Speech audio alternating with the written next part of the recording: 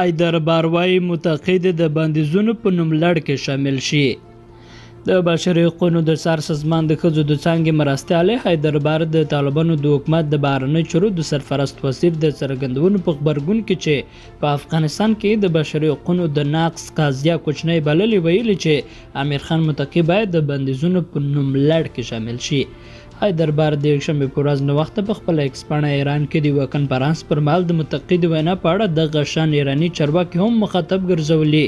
ویلي کله چې دوی طالبانو ته د بشري حقوقو په اړه د خبرو بلنه ورکړه دوی دا غونډه مسخره کړه.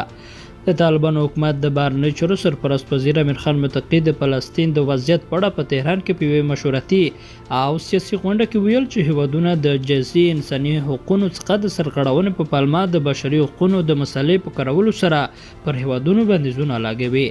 دا په داسې حال کې ده چې په افغانستان کې د ملګرو ملتونو مرستندویه پلاوي یو نامه د ډسمبر په 10 د بشري حقوقو د نړیوالې ورځې په مناسبت په یوه اعلامیه کې ویلي چې په افغانستان کې د بشري حقوقو وضعیت لا هم کړکېچن دی. یو نامه زیاته کړې د نجونو او ښځو پر وړاندې د طالبانو سیستماتیک تبعیض خورا څرګند دی ځکه دوی د ورځني ژوند له ډېرو برخو څخه ایستل شوي دي.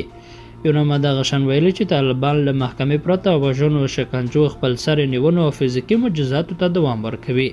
خو د طالبانو حکومت تل ادعا کړې چې په افغانستان کې د ښځو په ګډون د ټولو افغانانو بشري حقوق د اسلامي شریعت په چوکاټ کې خوندي دي. قدرمنو لیدونکو له ملتیا مننه، ښاد اوسئ.